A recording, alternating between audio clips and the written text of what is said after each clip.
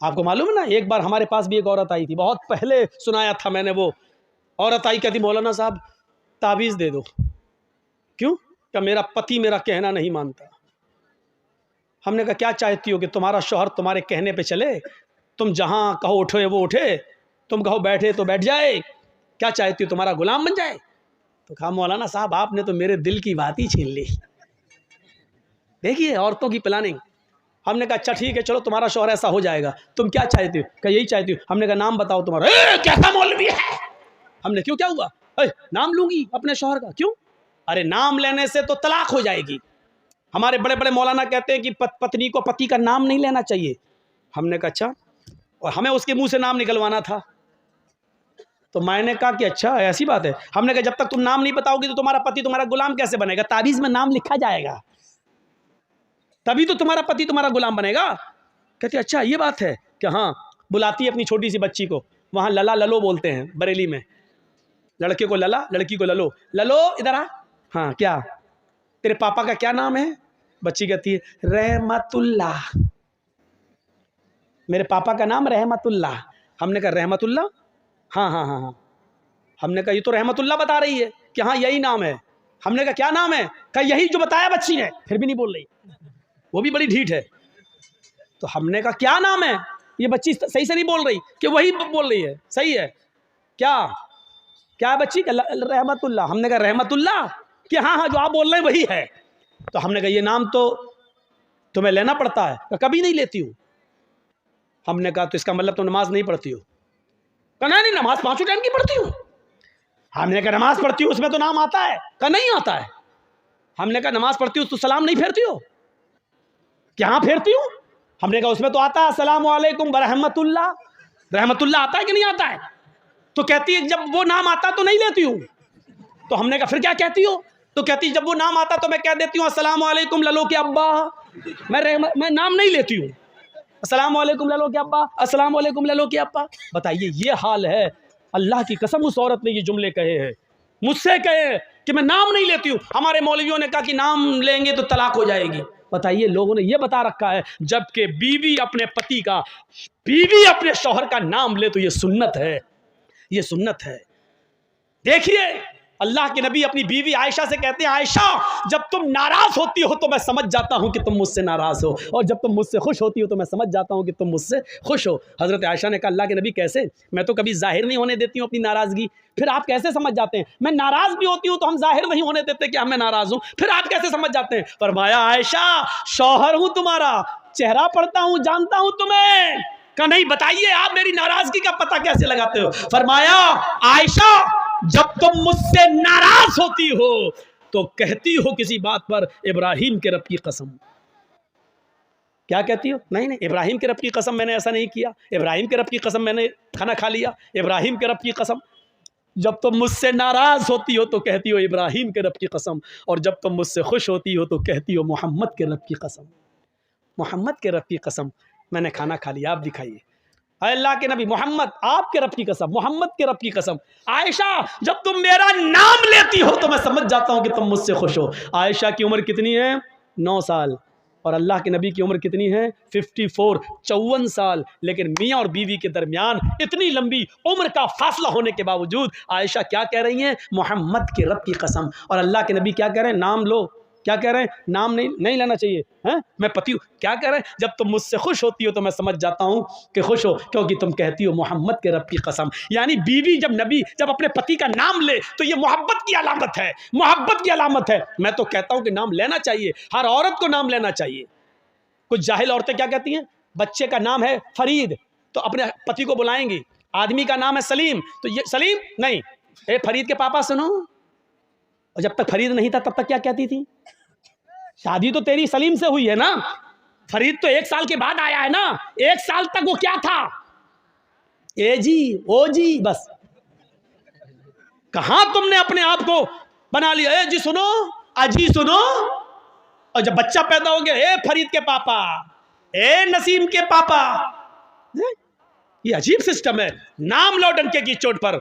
तो मेरे भाइयों हजरत फातिमा ने भी क्या कहा था? अय अली जब मेरा इंतकाल हो जाए तो मुझे रात की तारीकी में ईशा के बाद मुझे कब्रिस्तान ले जाना दफनाने के लिए, दिन के उजाले में नहीं। फातिमा ने नाम लिया, अली जब मेरा इंतकाल हो जाए तो दिन के उजाले में मुझे दफन मत करना, कब्रिस्तान मुझे ईशा के बाद ले जाना। फरमाया फातिमा ऐसा क्यों कह रही हो, अगर तुम्हारा इंतकाल फजर के बाद हो जाए तो क्या मैं ईशा के बाद ले जाऊं? तुम्हारे नबी ने, तुम्हारे अब्बू ने तो कहा मैयत को जल्दी कब्रिस्तान ले जाओ। कहा सब कुछ ठीक है लेकिन मुझे रात में कब्र में ले जाना, रात में दफनाना। कहा क्यों? कहा अली मैं नहीं चाहती हूं कि मेरे मुर्दा जिस्म पर पड़े हुए कफन पर भी किसी गैर मर्द की नजर पड़े, मेरे मुर्दा जिस्म पर पड़े हुए कफन पर भी किसी गैर मर्द की नजर पड़े।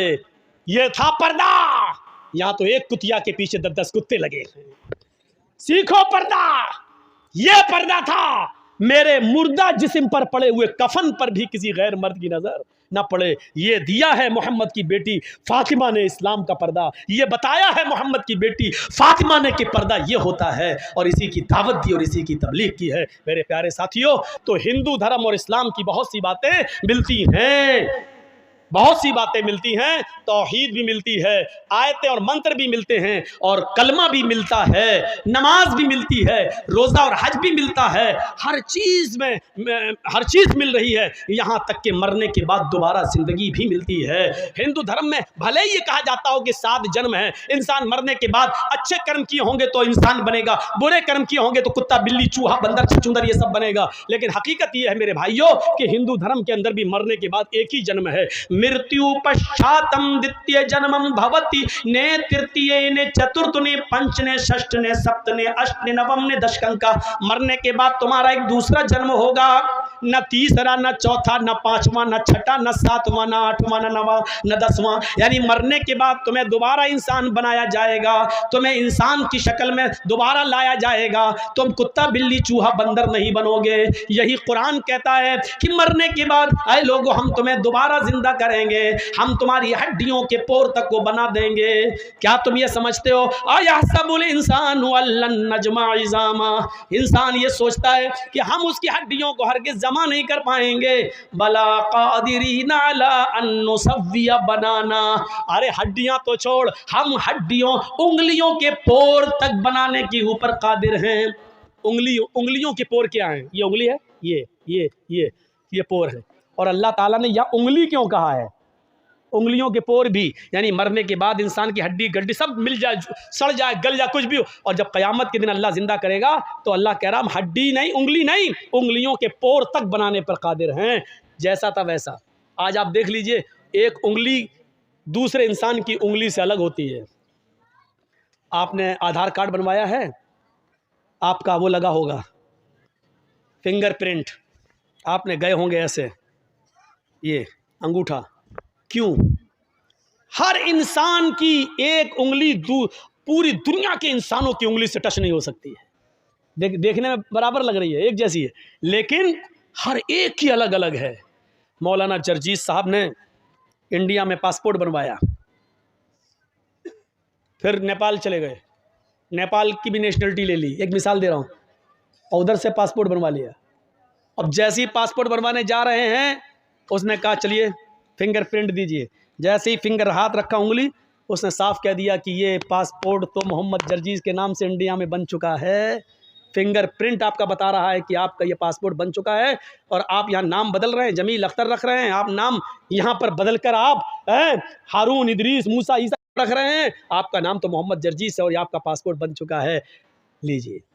छोरी छुपे आप नेपाल के रहने वाले हैं, किसी तरह इंडिया में घुस गए, इंडिया से पासपोर्ट बनवा लिया। एक पासपोर्ट आपने उधर नेपाल में भी बनवा रखा है, आपका नेपाल का पासपोर्ट मोहम्मद जमील के नाम से है, और इंडिया का पासपोर्ट आपका मान लीजिए मोहम्मद इदरीस के नाम से है।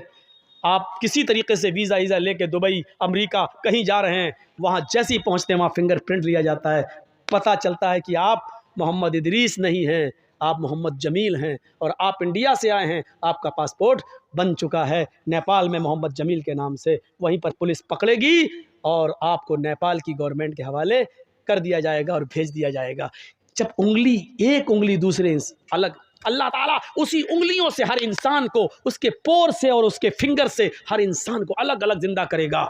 मेरे भाइयों, अल्लाह कहता हम उस पोर को भी बनाने पर कादिर हैं। भला कादिरी नाला नुसव्विया बनाना, हड्डियां तो बहुत दूर की बात, हम उंगली और उंगलियों में जो फिंगर प्रिंट होते हैं, जो हल्के हल्के निशान होते हैं, हम उनको भी बनाने पर कादिर हैं।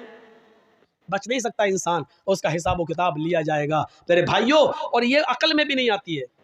अच्छा ये बताओ, ज़मीन में आप गेहूं डालोगे तो गेहूं पैदा होगा ना, चावल डालोगे तो क्या पैदा होगा, चावल। आम की गुठली ज़मीन में डालोगे तो उससे क्या पैदा होगा, आम। क्लियर है। कभी आपने देखा हो कि बोया हो आम और पैदा हो गया हो अमरूद, कभी आपने देखा है बोया हो आपने अंगूर और पैदा हो गया हो तरबूज, कभी आपने सुना, नहीं सुना। आम डालोगे आम पैदा होगा, तरबूज बोगे तो तरबूज पैदा होगा, लौकी कद्दू डालोगे तो लौकी और कद्दू पैदा होगा। जो चीज़ तुम ज़मीन के अंदर डालोगे उससे वही चीज़ निकलेगी और उसी का फल निकलेगा। अकल भी यही कहती है। मरने के बाद इंसान को जब तुम कब्र में दफन करोगे, ज़मीन में गाड़ोगे, तो इंसान से इंसान ही पैदा होगा या कुत्ता बिल्ली चूहा बंदर पैदा हो जाएगा। जब आम से अमरूद पैदा नहीं हो सकता तो इंसान से कुत्ता बिल्ली चूहा बंदर कैसे हो जाएगा। वो डार्विन की थ्योरी गलत है। हम अभी उस तरफ नहीं जाना चाहते कि पहले इंसान बंदर था और धीरे धीरे तरक्की करते करते क्या बन गया है। हम अभी उस तरफ नहीं जाना चाहते हैं और न हम उस साइंस को और उसके पन्नों को हम यहाँ छेड़ना चाहते हैं। हमारे सामने नस्ल और कौम भी वैसी होनी चाहिए जो उस तरीके की तकरीरों को समझ सके। यहाँ तो ये हाल है कि आधा घंटा मौलाना जर्जीस को देखा और उसके बाद फील्ड से लोग उठ जाते हैं, इसलिए कि हिंदी उनकी समझ में नहीं आती है। मेरी तकरीर सिर्फ औरतों की समझ में आती है, बंगाल की, इसलिए कि मर्दों से ज़्यादा औरतें सीरियल देख रही हैं। सास भी कभी बहू थी, अलिफ बाबा, अली का 40 चोर, ये सब सीरियल हमारी माँ बहनें देख रही हैं और वही देख देख के अपने शौहरों पर हुकूमत कर रही हैं। 35 करोड़ जिसको कह दिया जाए देवी देवता और सब पर आस्था रखना है, सब पर विश्वास रखना है, उनको कैसे संभालेगा। और मनुस्मृति बड़ी अजीबो गरीब किताब, वो कहती है कि 33 करोड़ देवी देवताओं पर विश्वास रखना ज़रूरी है और अपने जीवन में सभी को प्रसन्न करना, सभी को खुश करना ज़रूरी है, आवश्यक है। और ये भी कहा गया एक दिन में एक ही देवी या एक देवता प्रसन्न हो सकता है। बस एक दिन में आप सिर्फ एक को ही खुश कर सकते हैं, दो को नहीं। और ये भी कहा गया कि अगर और सबको करना है 33 करोड़ को। और ये भी कह दिया गया है कि अगर एक भी नाखुश रह गया, एक भी अगर आपसे नाराज रह गया तो आपकी जिंदगी भर की तपस्या भंग। यहां से आप अंदाजा लगा सकते हैं और सोच सकते हैं। हिंदू भाइयों में 33 करोड़ हैं और मुसलमानों में अगर गिनती गिनोगे तो ये 34 करोड़ पहुंच जाएंगे। हम छोटे बाप की औलाद थोड़ी, हम तो बड़े बाप के बेटे हैं। 33 करोड़ देवी देवता और हर एक को खुश करना है और एक को एक दिन में एक ही को खुश करना है और 33 करोड़ को खुश करना ज़रूरी है। तो जो थोड़ा सा भी मैथमेटिक्स जानता होगा उसको मालूम हो, समझ गया होगा कि 33 करोड़ देवी देवताओं को खुश करने के लिए कितने दिन चाहिए। सिंपल 33 करोड़, क्योंकि एक दिन में एक ही देवी या एक देवता खुश होगा, बस दो नहीं हो सकते। और हर एक दिन में एक को खुश करना है तो 33 करोड़ को खुश करना ज़रूरी है। तो कितने चाहिए दिन? 33 करोड़। सिंपल जवाब है ना। अगर मैं आपसे पूछूं कि मेरे दामन में कितने अंडे हैं, अगर आप बता दो तो 5 तुम्हारे, तो कितने हुए? इतना सा सवाल नहीं मालूम है। जब आप ये नहीं समझ पा रहे हैं तो फिर क्या समझेंगे मेरी पूरी तकरीर। अगर मैं आपसे ये कहूं कि मेरे दामन में कितने अंडे हैं, अगर आप बता दो तो 5 तुम्हारे, तो कितने अंडे हुए मेरे? 5 हुए ना। ये भी अगर कोई ना समझ पाए तो वो कुरान हदीस क्या समझेगा? फिर जाओ अपने घर में सोए, अपनी बीवी के पास क्यों बच्चों को छोड़ के आया यहाँ। अब आपसे कहा जाए कि एक देवी या एक देवता एक दिन में खुश होगा, दो नहीं हो सकते एक दिन में, और 33 करोड़ देवी देवताओं को खुश करना जरूरी है। तो आप ही बताइए कि 33 करोड़ देवी देवताओं को खुश करने के लिए कितना दिन चाहिए? सीधा सा हिसाब है 33 करोड़। अब 33 करोड़ दिन तक जिंदा कौन रहता है? कोई रहता है? चाहे कितना बड़ा कोई चौकीदार बन जाए और समाज का सेवक बन जाए, लेकिन 33 करोड़ दिन तक तो वो भी जिंदा नहीं रह पाएगा।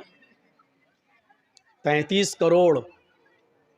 हजरत नूह अलैहिस्सलातु वस्सलाम की उम्र 950 साल थी। अगर 950 साल को भी अगर आप गुणा करें उसको, तो आप जोड़ेंगे तो 33 करोड़ तो वो भी नहीं पहुंच पाएंगे। यानी 950 साल की जिंदगी भी अगर किसी की कर दी जाए 1000 साल की, तो वो भी 33 करोड़ दिन नहीं बनेंगे। और फिर ये भी लिखा है, एक भी अगर नाखुश रह गया, एक भी नाराज रह गया, तो जिंदगी भर की तपस्या भंग। मतलब क्या हुआ? मैं कहूंगा तो बुरा लगेगा। 33 करोड़ दिन तक जिंदा रहना है, 33 करोड़ तक, तब आपकी 33 करोड़ देवी देवता खुश होंगे। कुरान क्या कह रहा है? एक ही है। वेद भी यही कह रहा है, एक ही है। एकम ब्रह्मादित्य नास्ते, एक ही ब्रह्मा है, दूसरा नहीं है ही नहीं। और ब्रह्मा का माना होता है ब्रह्मांड का रचयिता और रचनाकार।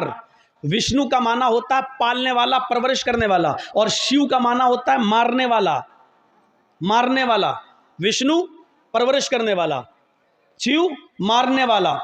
तो ऋग्वेद क्या कह रही है? अहम ब्रह्मास्ति, तुम्हारे कोई खुदा नहीं। यानी न ब्रह्मा, न विष्णु, न शिव, न सूर्य, न चंद्र, ये कोई भगवान नहीं है तुम्हारे। तुम्हारा एक ही भगवान है, और वो मैं हूं। अहम ब्रह्मास, मैं ही ब्रह्मा हूं। यानी मैंने ही ब्रह्मांड को बनाया है, मैं ही क्रिएटर हूं, मैं ही खालिक कायनात हूं, मैंने इस विश्व को रचा है। अहम विष्णु अस्ति, मैं ही पालता हूं, मैं ही सबकी परवरिश करता हूं। यानी मैं ही अल्लाह हूं, मैं ही रब्बुल आलमीन हूं, मैं ही रब्बुल आलमीन हूं। मैं ही लोगों को पालता और पोसता हूं, खाना खिलाता हूं, पिलाता हूं, दोनों जहान का रब मैं ही हूं। अहम शिवस्ति, मैं ही मारता हूं। युही व युमीत, वही जिंदा करता है और वही मौत देता है। मौत और जिंदगी का मालिक वही है। मौत जिसको चाहे मौत दे, जिसको चाहे जिंदगी दे। मौत और जिंदगी का मालिक वही है। अहम सूर्यास्ति, मैं ही दिन निकालता हूं। अहम चंद्रास्ति, और मैं ही रात निकालता हूं। यानी रात को दिन में और दिन को रात से बदलने वाला भी मैं हूं। मैं ही सूरज को निकालता हूं और मैं ही चांद को निकालता हूं। ऋग्वेद के इस मंत्र ने क्लियर कर दिया कि कोई 33 करोड़ भगवान नहीं है, एक ही है। वही ब्रह्मा है, वही विष्णु है, वही शिव है, वही सूर्य है और वही चंद्रमा है। वही है अकेला। वल्लाहुल खालिकुल बारिउल मुसव्विरु लहुल अस्माउल हुस्ना। वो एक ही है, वही अल्लाह है, वही खालिक है। मेरे भाइयों, वही हमें और आपको माँ के पेट में हमारी शक्लें बनाता है, वही मारता है और वही जिलाता है, रिस्क देता है, वही रिस्क छीनता है, वही इज्जत देता है, वही जिल्लत देता है। जिसको चाहे बगैर हिसाब के रिस्क दे। इन्नल्लाह यर्ज़ुक़ु मन यशाउ बिगैरि हिसाब। जिसको चाहे बगैर हिसाब के रिस्क दे और जिसको चाहे वो गरीब कर दे, जिसको चाहे इज्जत दे और जिसको चाहे जलील कर दे। वो तो इज़्ज़ु मन तशा व तुज़िल्लु मन तशा। वो चाहे तो इज्जत दे, जिसको चाहे वो चाहे तो डॉक्टर शिव शक्ति स्वरूप जो भोपाल की सरजमीन पर है, कुरान की आयतें पढ़ते हैं, सूरह निसा पर पहुंचते हैं, इस्लाम ले आते हैं, इस्लाम उनकी समझ में आ जाता है, कुरान की मेडिकल साइंस उनकी समझ में आ जाती है, वो इस्लाम ले आते हैं। आज डॉक्टर शिव शक्ति स्वरूप का नाम इस्लामुल हक हो जाता है। मेरे प्यारे साथियों, डॉक्टर शिव शक्ति स्वरूप की बीवी जो पहले सरस्वती नाम था, आज उसका नाम खदीजा बन जाता है। डॉक्टर शिव शक्ति स्वरूप की बेटी जिसका नाम पहले शकुंतला था, आज उसका नाम आयशा हो जाता है। वह तो इज़्ज़ु मन तशा, वो जिसको चाहे जिल्लत की जिंदगी से निकाल कर इज्जत की जिंदगी दे। वह तो जिल्लु मन तशा, और वो जिसको चाहे इज्जत की जिंदगी से निकाल कर जलील कर दे। जैसे वसीम रिजवी, आज उसका नाम जितेंद्र नारायण त्यागी हो जाता है। मेरे भाइयों, ये अल्लाह ही है, वो जिसको चाहे इज्जत दे, जिसको चाहे जिल्लत दे। इज्जत और जिल्लत का मालिक अल्लाह है, हम और आप नहीं। नहीं है। वो जिसको चाहे इज्जत दे, वो जिसको चाहे जलील कर दे, जिसको चाहे रुसवा कर दे, जिसको चाहे अंधेरे से निकाल कर रोशनी में लाए, उजाले में लाए, और जिसको चाहे उजाले से हटाकर अंधेरे में टमेटो मारने के लिए और भटकने के लिए छोड़ दे। वो जिसको चाहे पूरे हिंदुस्तान के लोगों की इज्जत उसको अता फरमा दे, वो उसको अपने घर में पनाह देने लग जाएं। जैसे डॉक्टर शिव शक्ति स्वरूप आज पूरे भारत के मुसलमानों के आंख के तारे बन गए हैं, आज उनकी इज्जत है, उनको लोग अपना भाई समझने के लिए तैयार हैं। और जिसको चाहे ऐसा जलील कर दे कि सारे रिश्तेदारों की रिश्तेदारी छीन ले। जैसे कि जितेंद्र नारायण त्यागी, उसकी बीवी ने छोड़ा, उसके भाइयों ने छोड़ा, उसके माँ बाप ने छोड़ा, उसको अपने घर से बेदखल किया गया, बच्चों ने भी उसको बाप मानने से इनकार कर दिया, बीवी ने भी उसको छोड़ दिया, और मुसलमानों ने भी उसके लिए कब्रिस्तान की जगह छीन ली। मेरे प्यारे साथियों, गौर कीजिए, वो जिसको चाहे इज्जत दे और जिसको चाहे जलील कर दे, वो एक ही है, वो एक ही है, वो एक ही है। इसलिए उस पर अटूट विश्वास जरूरी है। और कुरान कह रहा है कि वो तुम्हारा भी मंत्र है और हमारा भी मंत्र है। या अहलल किताबी तालौ इला कलिमतिन सवाइम बैनना व बैनकुम, आए अहले किताब, आए यहूद और नसारा, आओ एक ऐसे कलमे की तरफ जो हमारा और तुम्हारे दरमियान बराबर है। अल्लाह नअबुद इल्लल्लाह, और वो ये है कि हम एक अल्लाह के अलावा किसी की इबादत नहीं करेंगे। हम जब भी इबादत करेंगे सिर्फ एक अल्लाह की इबादत करेंगे। आज देख लीजिए, इबादत सिर्फ अल्लाह ही की करते हैं लोग।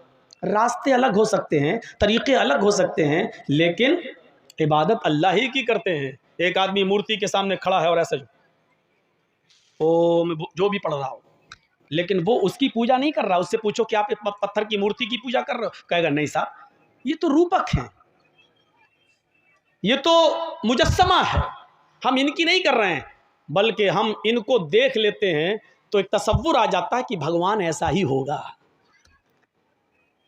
वरना एक बात बताइए कि जिनकी वो पूजा कर रहा है, क्या वो शक्तिशाली है? उसको बनाया किसने? आप अपनी अकल से फैसला करें कि जो चीज़ बनकर तैयार हुई है वो ज़्यादा पावरफुल होती है या उसका बनाने वाला?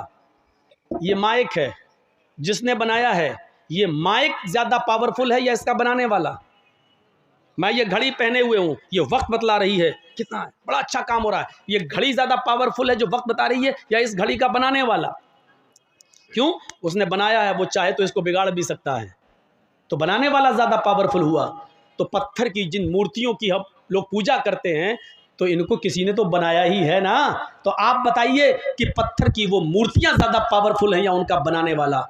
मान लीजिए गणेश जी की मूर्ति बना रहा था, आज हम उसके सामने हाथ जोड़ें, वो चाहता तो गणेश जी को लंगड़ा भी बना सकता था, लूला भी बना सकता था, अंधा भी बना सकता था, उनकी शक्ल बिगाड़ भी सकता था।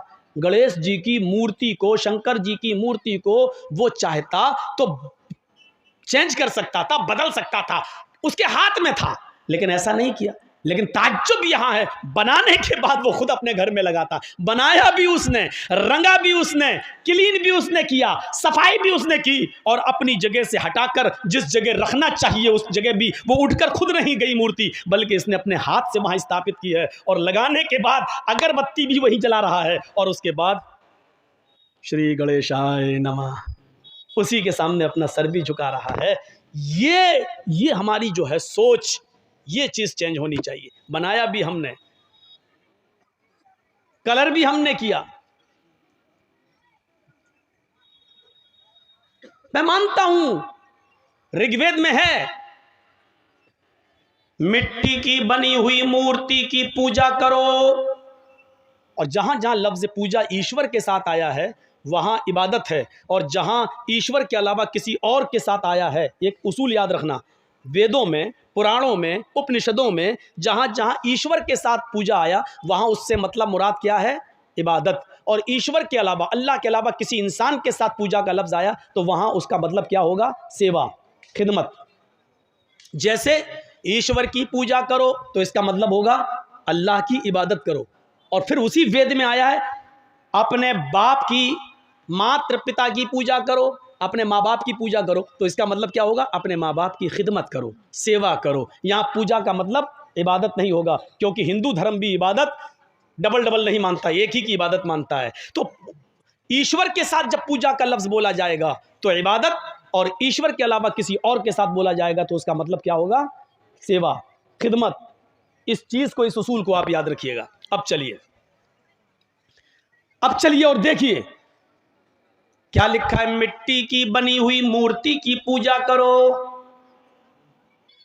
इसका मतलब क्या हुआ?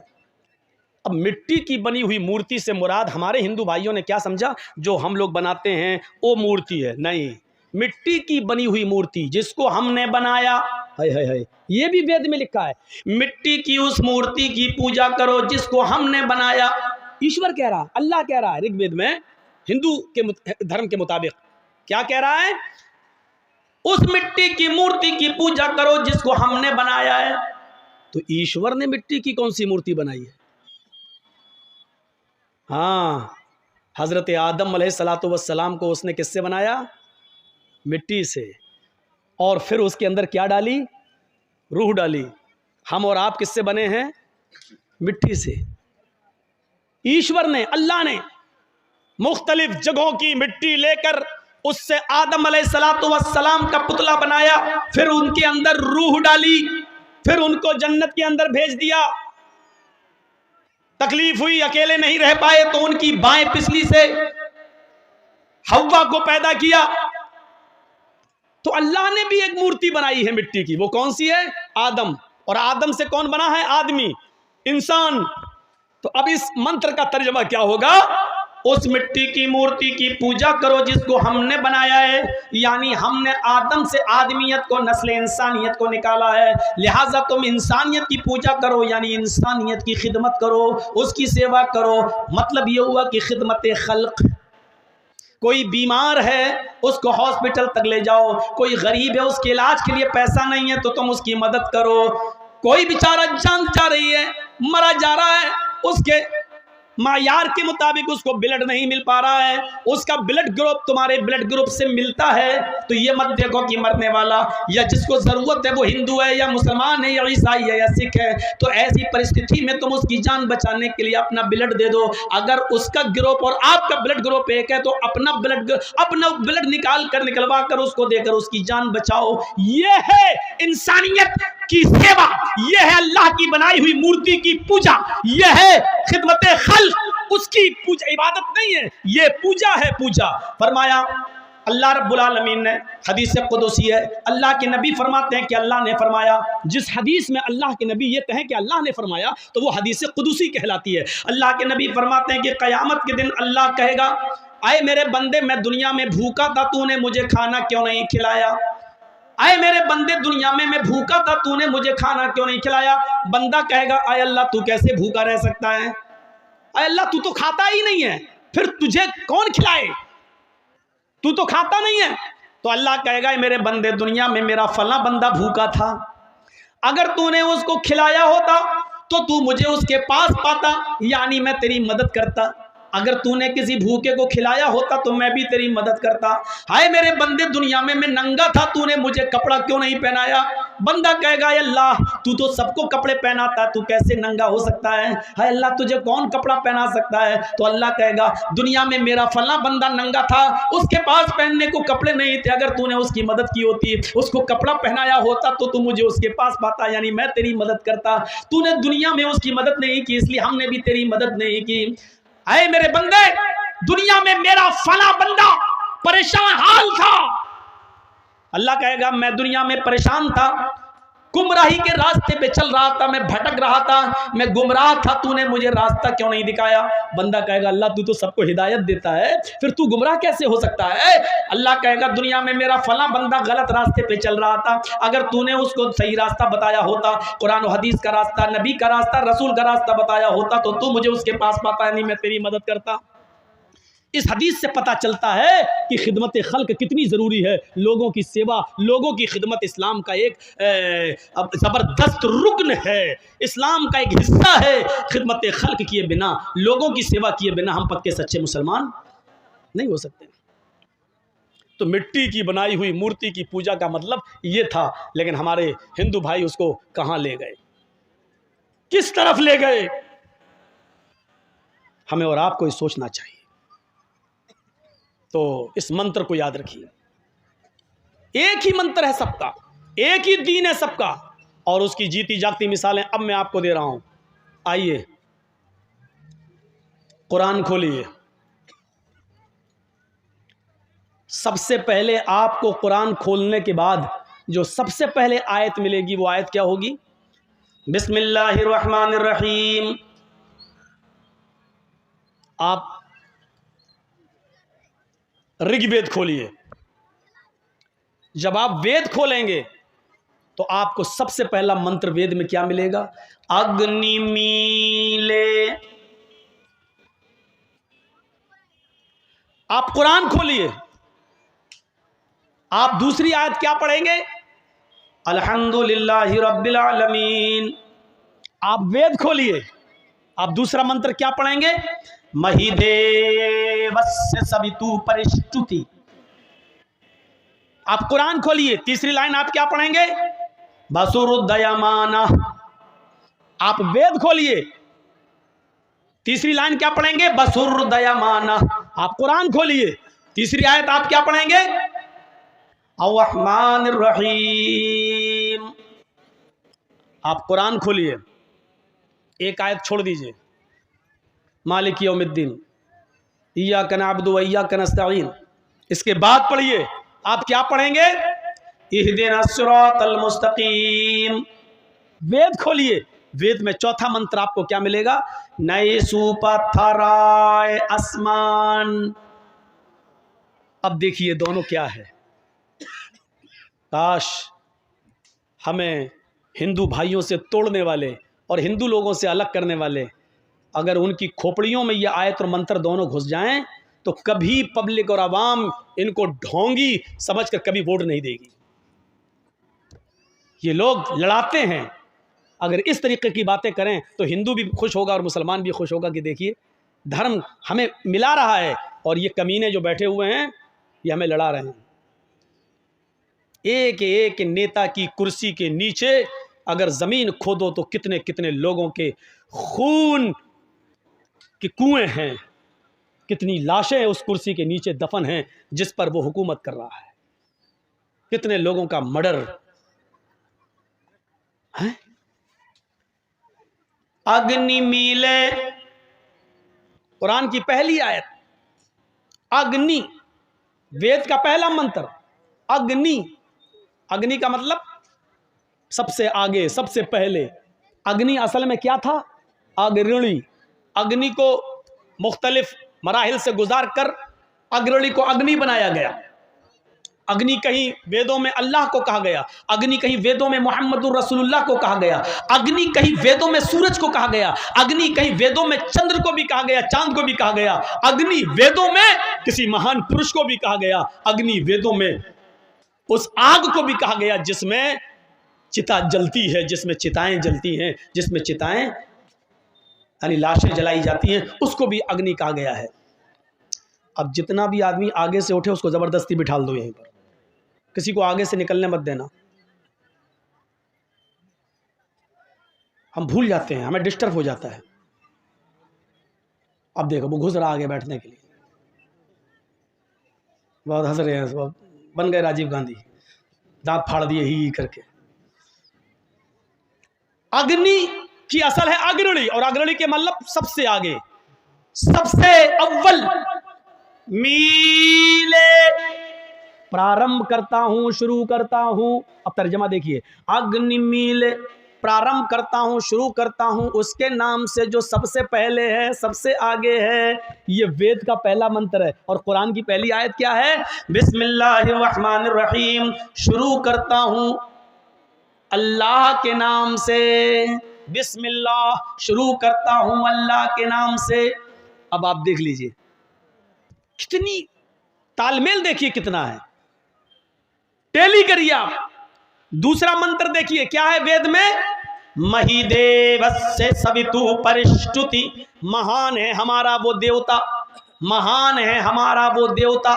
मही देवस्य महान है, देवस्य हमारा वो देवता, सभी तू जिसके लिए सारी की सारी परिष्टुति तारीफें हैं, प्रशंसाएं, महान है हमारा वो देवता जिसके लिए सारी की सारी प्रशंसा, सारी की सारी तारीफ है, वो हमारा देवता महान है। हमारे यहाँ क्या कहा गया? अल्हम्दुलिल्लाहि रब्बिल आलमीन, तमाम तारीफें उस अल्लाह के लिए, सारी तारीफें उस अल्लाह के लिए जो दोनों जहान का रब है, जो दोनों जहान का पालने वाला है। मही देवस्य सभी तू परिष्टुति, और इधर अल्हम्दुलिल्लाहि रब्बिल आलमीन। तीसरा मंत्र बसुरदयामाना, बसुरदयामाना, जो बड़ा दयालु है, बड़ा कृपालु है, उससे ज्यादा दयालु और कृपालु कोई नहीं है, जो उससे ज्यादा रहम दिल कोई नहीं है। और रहमान रहीम, कुरान की तीसरी आयत क्या कहती है? और रहमान रहीम, जो बड़ा ही मेहरबान, इंतहाई रहम करने वाला है। और रहमान रहीम, जो बड़ा ही मेहरबान, इंतहाई रहम करने वाला है। चौथा मंत्र नए सूपा था राय आसमान, सुंदर पथ मानी रास्ता, राय मानी चलाना, आसमान मानी जिससे हमारा फायदा हो, हमारा लाभ हो। हाय प्रभु, हाय ईश्वर, सुपथा सुंदर पथ पर, अच्छे रास्ते पर हमको चला ताकि हमारा फायदा हो। नए सुपथराय आसमान, हाय प्रभु, हाय ईश्वर, हमको सत्य मार्ग पे, हमको सुंदर रास्ते पे चला जिससे हमारा फायदा हो। इहदीना सिरातल मुस्तकीम, हाय अल्लाह हमको सीधे रास्ते पे चला, हाय अल्लाह हमको सिराते मुस्तकीम पे चला, हमको सीधे रास्ते पे चलने की हिदायत दे। हाय अल्लाह हमारी रहनुमाई फरमा और हमको सत्य मार्ग पर सीधे रास्ते पे चलने की तौफीक दे। मेरे भाइयों गौर करो, इन मंत्रों को देखो और कुरान की आयतों को देखो, कहाँ से आपको ऐसा लग रहा है कि, इसीलिए मैंने कहा सबका धर्म एक था। जब तब्दीली आई, चेंजिंग हुई, गड़बड़ियाँ पैदा हुई, तो अल्लाह ताला ने मोहम्मद रसूलुल्लाह को नया दीन देकर नहीं भेजा, उन गड़बड़ियों को दूर करने के लिए और उन खुराफातों को जो किताबों में आ गई थी और जो समाज में पनप गई थी, उन खुराफातों को हटाने के लिए भेजा था। दीन तो सबका एक था। हजरत मूसा भी नमाज पढ़ा करते थे, कहा करते थे औसानी बिस्सलाह, मुझे नमाज का हुक्म दिया गया है। हजरत इब्राहिम के ऊपर भी नमाज फर्ज थी, कहा करते थे इन्ना सलाती व नुसुकी व महयाया व ममाती लिल्लाहि रब्बिल आलमीन, अल्लाह मेरी नमाज, अल्लाह मेरी कुर्बानी, अल्लाह मेरी मौत, अल्लाह मेरी जिंदगी, ये सब तेरे लिए, अल्लाह रब्बुल आलमीन के लिए है। देखिए सारे नबियों पर नमाज भी फर्ज थी, इब्राहिम पर भी थी, मूसा पर भी थी, ईसा पर भी थी, सारे नबियों पर नमाज फर्ज थी। तो मोहम्मद रसूलुल्लाह सल्लल्लाहु अलैहि वसल्लम पर भी नमाज फर्ज कर दी गई है और नबी के जरिए उम्मत इस्लामिया पर भी नमाज दी गई है। हिंदू धर्म को नमाज से कैसे दूर किया जाए, जबकि हिंदू धर्म के अंदर भी कोई ना कोई नबी आया है, कोई ना कोई पैगंबर जरूर आया है। अल्लाह कहता हमने हर कौम के अंदर एक नबी भेजा है, वलिकुल्लि कौमिन हाद, हमने हर कौम के अंदर एक डराने वाला भेजा है। हर कौम में एक नबी है, एक रसूल आया है। जाहिर है हिंदू भाइयों में भी कोई नबी जरूर आया, और जब आया है तो उस नबी पर भी नमाज फर्ज थी और उसने हिंदू भाइयों को भी नमाज की निमंत्रण दावत जरूर दिया। इसीलिए हिंदू धर्म के अंदर भी नमाज का सबूत मिलता है। श्रीमद् भागवत गीता का अध्याय 6 और मंत्र नंबर 10 पूरा का पूरा नमाज से भरा हुआ है। योगी युज्जीतु सततमात्मानम स्थिता एकाकी अच्युतात्मा निराशीर परिग्रह। जब ईश्वर की पूजा करो तो पूरे शरीर का योग कर लो, पूरे शरीर की एक्सरसाइज कर लो, उठो भी, बैठो भी, साष्टांग भी करो यानी सजदा भी करो, 8 अंगों को धरती पर भी रखो और ईश्वर को प्रसन्न करो। पंचम समया कर्तव्य, और ये पूजा 5 वक्त 5 टाइम की जाएगी। मृगचरम, और ये पूजा पाक जमीन पर पवित्र धरती पर करो, और अगर पाक जमीन ना मिले यानी जमीन नापाक हो या जमीन पाक ना हो तो मृगचरम, मृग मानी हिरन और चरम मानी चमड़ा, हिरन का चमड़ा यानी हिरन की खाल को जाए नमाज बनाकर जमीन पर बिछा लो और उसके ऊपर तुम ईश्वर की पूजा करो, उस पर इबादत करो, और इबादत भी पूरे शरीर की करो। देखिए अल्लाह, ये पूरे शरीर, हाथ की इबादत, हाथ की एक्सरसाइज, अल्लाह अकबर, रुकू कर रहे हैं आप, ये कमर की एक्सरसाइज, रीढ़ की हड्डी बिल्कुल सीधी होनी चाहिए, कमर ऐसी होनी चाहिए रुकू में, कौवे की चोंचे मत मारो नमाज पढ़ते वक्त। बहुत से लोगों को आपने देखा होगा, अल्लाह अकबर, कौवे की चोंचे मार के भाग रहे हैं, न कमर सीधी न कयाम सही। तो आप पहले रुकू में जाएं और ये उंगलियां खुली रहें, ये रुकू सीखो, नमाजें तो बहुत पढ़ी होंगी, सीखो। ये उंगलियां खुली हों, मजबूत तरीके से घुटना पकड़ो, हाथ टाइट करो सीधे और कमर बिल्कुल सीधी। उसके बाद पढ़ो सुभान सुभान रब्बिल अज़ीम, सुभान रब्बिल अज़ीम, ऐसे नहीं, सुभान रब्बियल अज़ीम, सुभान रब्बिल अज़ीम ऐसे नहीं, एक एक जुमला साफ, एक एक लफ्ज़ साफ। सुभान रब्बियल अज़ीम, रब्बियल अज़ीम, सुभान रब्बियल अज़ीम, सुभान रब्बियल अज़ीम 3 बार, 5 बार, 7 बार, कम से कम 3 बार इसको पढ़िए। लेकिन कब? अल्लाह अकबर, तब तक कमर सीधी, पहले पकड़ो घुटना, कमर सीधी। जब आप पूरी तरीके से जब रुकू में चले जाएं और आपकी कमर जब बिल्कुल सीधी हो जाए, उसके बाद पढ़ो सुभान रब्बियल अज़ीम। कमर सीधी करने में भी थोड़ा सा वक्त लगेगा, या तो गए और जाने से पहले ही शुरू हो जाती है सुभान रब्बियल अज़ीम। अभी सुभान रब्बिल अज़ीम, अभी पकड़ा नहीं पूरी तरीके से सुभान रब्बिल अज़ीम। जब तक पकड़ा तब तक 3 पूरे हो गए, सब अल्लाहु लिमन हमिदा, अल्लाहु अकबर, मारी कौवे की चोंच, हो गई 4 मिनट में 4 रकात पढ़ के निकल गए। चलो ये नमाज पढ़ रहा था कि चूचू का मुरब्बा था, ये क्या था? और फिर कहता कि अल्लाह मेरी सुनता नहीं है, इतनी नमाज भी पढ़ रहा हूँ। अरे ऐसी नमाज, शायद ऐसी नमाजों के बारे में इकबाल ने कहा था, वो एक सजदा रूह ज़मीं जिससे कांप जाती थी, वो एक सजदा रूह ज़मीं जिससे कांप जाती थी, उसी को तरसते हैं आज मिंबर व मेहराब। आज उस सजदे की जरूरत है। आदमी दोनों हाथ जमीन पर रखे, नाक अपनी जमीन पर रगड़े, माथा उसका जमीन पर हो। मौलाना अबुल कलाम आजाद ने कहा था, कहां चली गई तुम्हारी वो नमाजें, तुम्हारे वो सजदे, कि जब तुम सजदे में अपना सर रखते थे और बारिशें ना हुआ करती थी, कहत पड़ा होता था, तुम मस्जिदों में नमाज के लिए जाते थे अल्लाह से दुआ मांगने के लिए कि अल्लाह बारिश नहीं हो रही है, लोग भूखे मर रहे हैं, फसलें तबाह हो जाएंगी। एक सजदा करते थे और उस सजदे में जब रब को पुकारते थे तो अभी सजदे से सर नहीं उठता था कि चारों तरफ से बादल छा जाता था। और जब तक तुम नमाज पढ़ के सलाम फेरते थे, आसमान से मूसलाधार बारिश होने लगती थी। कहां चली गई वो तुम्हारी नमाजें, कहां चली गई तुम्हारी वो इबादतें? आज तुम सजदे में जाते हो, कहते हो अल्लाह मेरा हाल देख, ऊपर से आवाज आती है बंदे अपना नामे आमाल देख।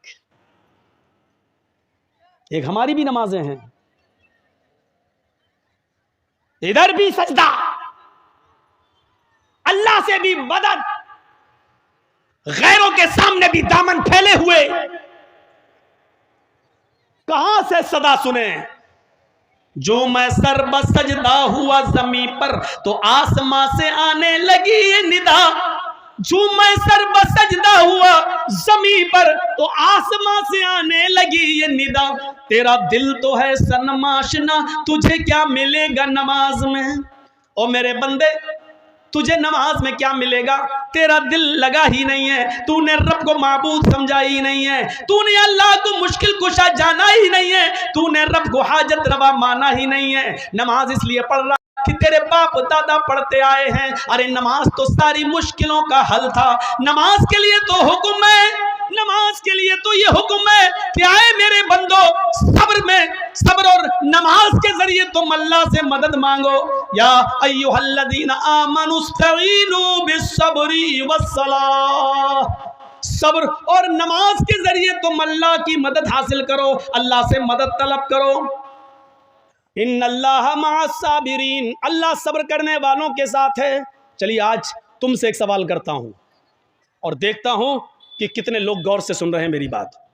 अल्लाह ताला ने यहाँ 2 चीज़ें पेश की, या अय्युहल्लज़ीना आमनुस्तईनु बिस्सब्री वस्सलाह। क्या कहा? सब्र के ज़रिए और नमाज के ज़रिए अल्लाह से मदद मांगो। कितनी चीज़ें बताई? 2। तो कहना क्या चाहिए था? अल्लाह ताला इन्नल्लाह मअस्साबिरीन वल मुसल्लीन, अल्लाह ताला सब्र करने वालों के साथ और नमाज पढ़ने वालों के साथ है। दोनों बातें जब कहीं तो दोनों के साथ होना चाहिए ना। लेकिन अल्लाह ने क्या कहा? इन्नल्लाह मअस्साबिरीन। मदद कह रहा है अल्लाह सब्र और नमाज के जरिए मांगो, लेकिन आगे कह क्या रहा है? अल्लाह सब्र करने वालों के साथ है। ये नहीं कहा उसने कि नमाज पढ़ने वालों के साथ है। कभी सोचा क्यों? और कभी आपने मौलाना लोगों से सवाल किया कि यहाँ दो चीजें बताई अल्लाह ने कि सब्र और नमाज के जरिए मदद मांगो, तो आगे ये क्यों कहा कि सब्र करने वालों के साथ अल्लाह है? ये क्यों नहीं कहा कि सब्र करने वाले और नमाज पढ़ने वालों के साथ अल्लाह है? अच्छा एक बात बताइए, नमाज सबसे बड़ी इबादत है। इबादतों में तौहीद के बाद, कलमे के इकरार के बाद सबसे बड़ी इबादत क्या है? नमाज। तो नमाज का लफ्ज़ पहले आना चाहिए, नमाज का लफ्ज़ पहले आना चाहिए, लेकिन आ क्या रहा पहले?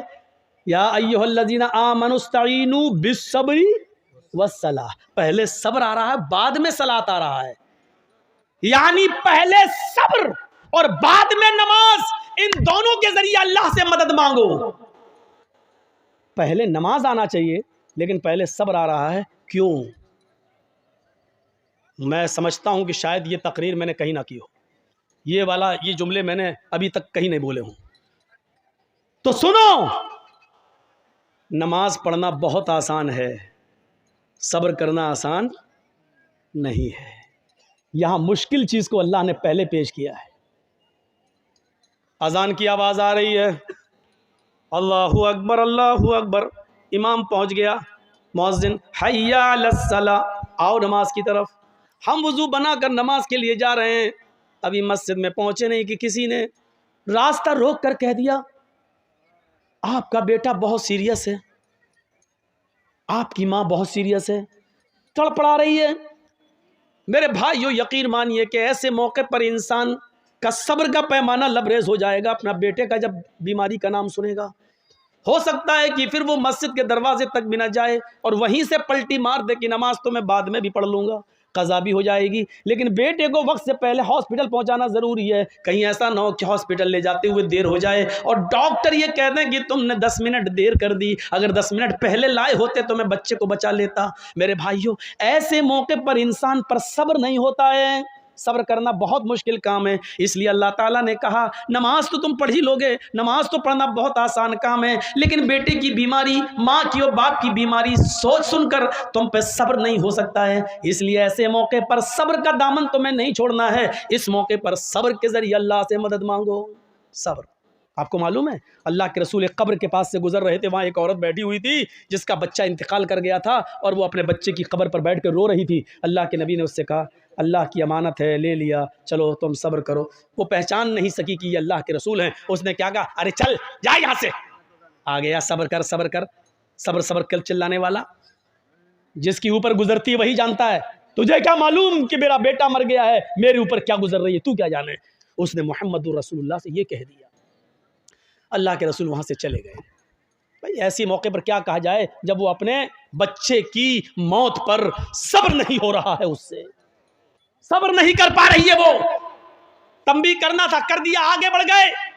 बाद में उस औरत से 1-2 दिन के बाद किसी ने कहा तुमने जिस आदमी से ये जुमला कहा जानते हो वो कौन? वो मुहम्मदुर रसूलुल्लाह थे। हैं? वो अल्लाह के नबी थे जिनको मैंने ये बोला था कि हाँ।